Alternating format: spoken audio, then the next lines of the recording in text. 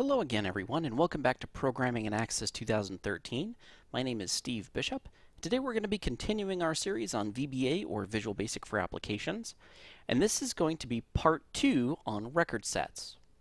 Now in our previous video when we were working with a record set, we just filled in our list box with certain values by going to our onload event of the form and doing a do until loop and until we were at the end of the file of our record set.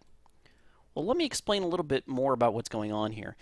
A record set has something called a cursor in it. Okay, so we've got this in memory a version of this query, and a cursor is pointing one record at a time. It's kind of a little pointer that points to each individual record, and then we can move that cursor back and forth through our record set to point to a particular record. And then when we do an RS and an exclamation point, whatever the cursor is currently pointing at is going to give us the value of wherever that cursor is pointing. So when we first opened up the record set, the cursor was immediately pointing by default to the first record, and it was then pointing at the S bishop when we tried to look for the username. Then we did a move next, which moves the cursor in our record set to the next record, and so it got the username of Jane Doe, which is just J Doe. Then it moved again to the next record and the next record and the next record until it ended, and we got to the end of file. So the end of file returned true, and the cursor was no longer pointing at any particular record, but it was actually at the end of the file. And once that returned true, then there was no more reason to go ahead and fill in the username and move to the next row. Alright, so now some of you may have experienced a little bug when we did this. And right now I can show you, because I can show you this bug. We get a duplicate set of values in our list box. Some of you got this, some of you may not have. It all depends upon the point in time in which you saved the application form. So here's what happened. In your list box under the data tab, there's a row source, and sometimes what can happen is the row source that we put in using the add value method on the list box, sometimes that actually gets stored in the row source depending upon when you save your form. So what we need to do is we need to actually clear out on that row source. We need to clear it out before we go and iterate through our record sets. So let's go ahead and fix that little bug here before we proceed any further. It's actually a very, very simple solution. We just do something like this. me.lst employees.rowSource equals a blank string. And that is going to clear out any values that might have accidentally got stored in our row source. Now when we go ahead and view it, we get a clean box with just the values that we are now adding through our loop. Okay? Alright, great. Now, so let me go back here. Okay, so what we want to do here now is we've got blank values in all of our text boxes. So we've got the list box filled, but what about putting values into these text boxes? The way we're going to do that is in the same onload event, we're going to go ahead and move our cursor, move to the first record. The move first command moves our cursor to the first record in our record set. Then what we need to do is take the values from our record set here. So we're pointing at the first, our cursor is pointing at the first record here, and we want to grab the value from the ID field, from the first name field, from the last name field, and from the username. And we need to take those and put them into each one of these text boxes. And I've named them appropriately: txt ID, txt first name, txt last name, and txt username. So it's actually fairly straightforward and simple how you do this. We're just going to go ahead and in the onload event of the form, after we've moved the cursor to the first record, let's go ahead and do a me.txtid equal to rs exclamation point ID, me.txt first name equal to rs first name me.txt last name equal to rs exclamation point last name, and then finally me.txt username is equal to rs username. All right. So what that's going to do then is hopefully fill in our text boxes with the appropriate data. Let's go ahead and compile it just to make sure I didn't mistype something there. And let's go ahead and proceed. Sure enough, our first record, which is the S Bishop, where the cursor is currently pointing at, shows up and puts into our text boxes. Now, you may be wondering what these buttons down here are for, this back button and forward button.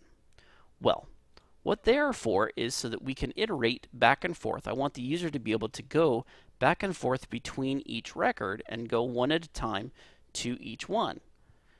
And to wire that up, all we have to do is go to the on-click event for each one of these buttons. So first I'm going to go to the on-click of the back button here, go to the code builder, and I'm going to change on our record set. We're going to go ahead and move to the previous record. Okay, so this function here moves the cursor to a previous record on our record set. Now the only way that I'm able to do this move previous on the record set is because I have the record set being declared out here in my declarations. They are not inside of a subroutine or function. They're being declared outside. Okay, so they are made available to all of the functions and all of the subroutines on my module here. So that's why I'm able to do this. Now we need to go ahead and do the same thing for the forward button. Let's go ahead and do that, but we're going to do it as rs move next.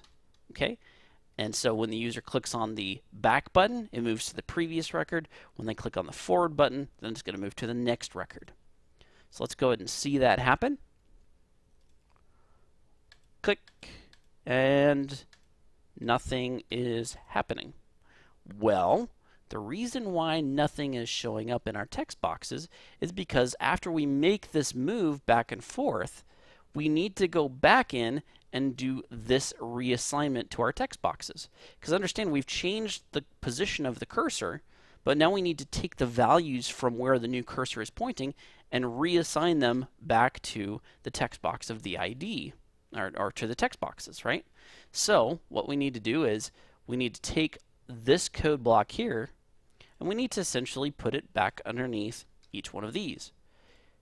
And you may be thinking, well, that's kind of silly. I mean, that's duplicate data here. We're doing it here, we're doing the same thing here, we're doing the same thing here. And you're right, there is a more efficient way to do that. Let's make our own private sub. Refresh data. And in it, we're going to go ahead and set all those values. Perfect. Now all I have to do is just take this refresh data subroutine here and put it in place of each place that I want to run that code. All right.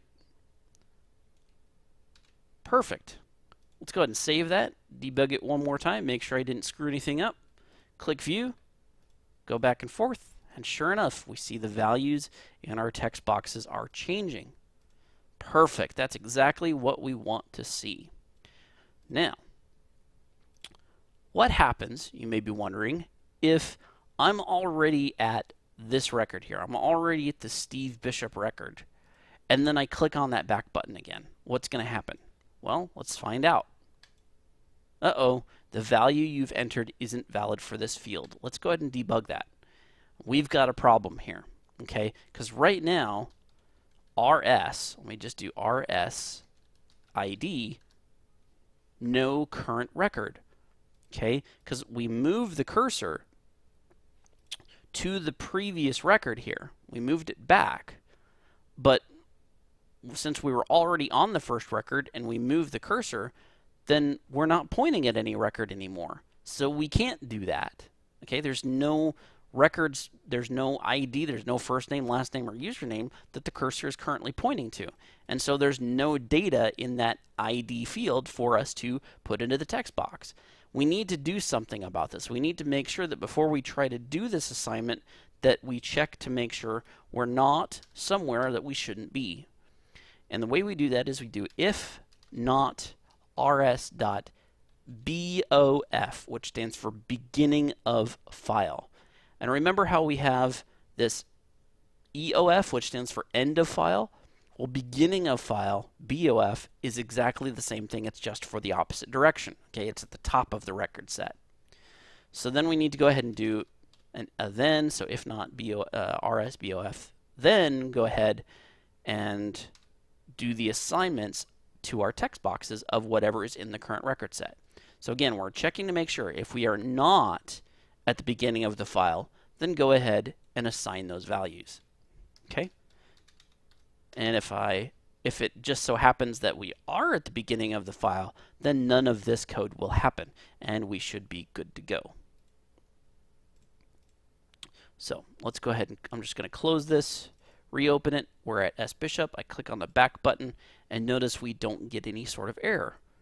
But as a typical user might do, I click on the back button and nothing happens. Guess what I'm going to do as a typical user? I'm going to click it again, right? And guess what? No current record. That's because we are already at the beginning of the file when I tried to do another move previous. So once you're at the beginning of the file, you can't do another move previous. Okay? You can move from, if my current cursor is currently pointing at this S Bishop one, and then I do a move previous, then it's going to move to the beginning of the file. But once I'm at the beginning of the file, I can't move again to a previous record because I'm already at the end. So not only do I need to do this check for whether or not I'm at the beginning of the file here before I assign the values to the text file or to the text boxes, I need to do the same check before I allow somebody to try to move to the previous record. So we're going to go ahead and add that in there. And I'm going to go ahead and stop it here. Save it, debug it, make sure I didn't fat finger anything. Go to the application. I'm going to close the window. I'm going to reopen it. And now when I click on the back button, doesn't matter how many times I click on it, I'm not going to get an error. Okay? I do have to click on forward a couple of times, but you know what? I'm not really too concerned about that. That's something that can be resolved a little bit later. Now, you may be wondering, well, what about the forward direction? If you come into errors by clicking on the back button too many times, aren't you going to run into the same problem doing it forward? Well, you'd be right. So let's go ahead and do something about that too. Once again, we're at the end of the file on this, so what we need to do is we also need to do an AND not RS EOF. Okay, so we're going to check both. We're going to check for both circumstances. Need to make sure we're not at the record set's beginning of file, and that we're not at the end of the file for that record set before we go ahead and OK the process of going ahead and adding values to the text boxes. I'm going to go ahead and save that one more time. Let's go ahead and stop it. And you know what? Actually, before we proceed with that, we need to do, again, just like we had before when we did the back button, we need to do, again, that same end of file check, this end of file check before we allow them to do the forward button click. Just like we had up here with the back button, we did a check to make sure we weren't at the beginning of the file. Well, we got to do exactly the same thing. If not rs.eof, EOF, then go ahead and allow the move next. Okay, and save it, debug it, and now what do we get here? All right, looks like we've gotten rid of those bugs. Everything looks good. We're able to move back and forth between the records. That's exactly what we want. Now, let's say I want to save. I want to make this save button save any changes that somebody might make to one of these text boxes. Now, I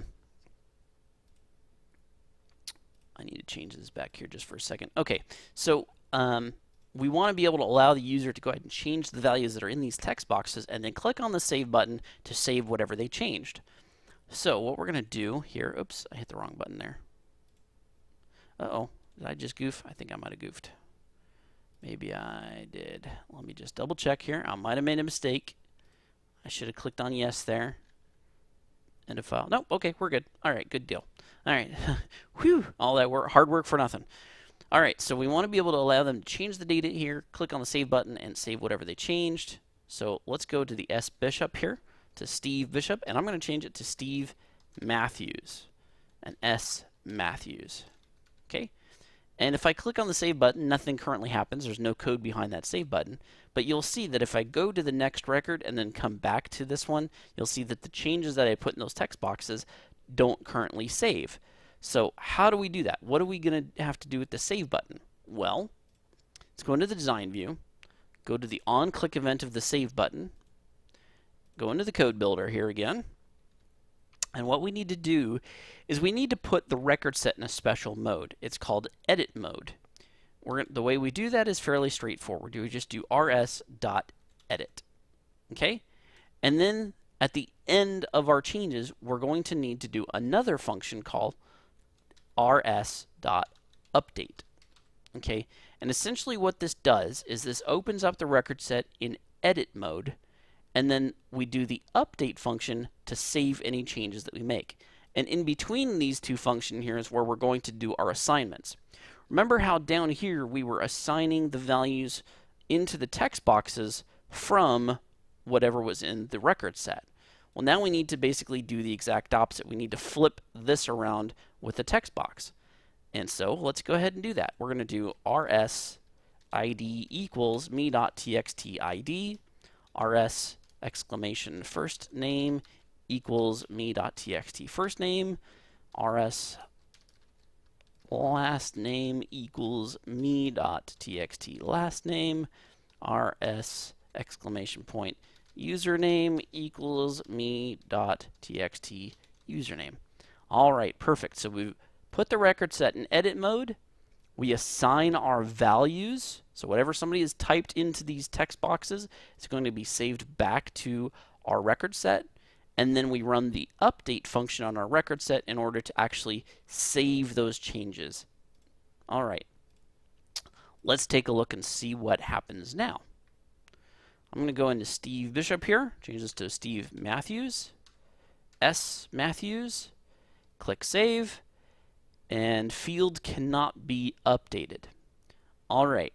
This is something that will trip up a lot of people. Field cannot be updated. What this means is that one of those fields that we're trying to save is not a field at which you can change the data on. And right now we're stuck on the ID field in our record set. So let's take a look at that, our ID field. Why would that be that I can't change the value in this ID field? Well, if we look at the query here, oops, we see that it comes from table 1 employees, and it's this ID field. And it's got this key next to it.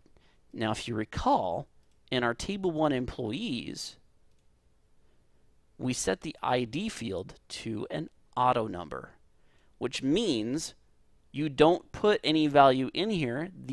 The application access is going to automatically assign a value for you. You don't put in any number, it's going to be automatically done for you. So this is an uneditable field. You cannot edit it. You can't change it. And that's the reason why our ID field is not updatable. So let's go back into our code here, and simply I'm just going to go ahead and delete it because I can't edit. Access is automatically going to change it anyway, and there's really no reason why that ID field should change. So let's go ahead and save that. And there's one other thing that I want to do. Just to avoid any confusion, I don't want a user to think that there's something wrong with my application. Instead, I'm going to go ahead and make sure that this ID field is locked and that they cannot change any value that might be in here. So let's go ahead and save that. Okay, so it's locked, can't change it. And let's go back into my form here. And let's view it. Oh, hold on here. I got to close my table here. Okay. All right, let's try that one more time. Let me open up my form. There we go. Now I can go ahead and change Steve Bishop to Steve Matthews. S Matthews. Click on Save. Okay, no errors occurred when that happened. Let me move to the next record and then move back and make sure, sure enough, my changes have propagated. Okay, they're now, and if I even go into my table 1 employees table, you'll see it is now Steve Matthews. All right, Great, so that is perfect. But you may have noticed something. I changed Steve Matthews, but over here on our list box, we still have the S Bishop. So what we probably want to do is that whenever somebody clicks on that save button, we go ahead and refresh the values in our list box. So let's go ahead and do that.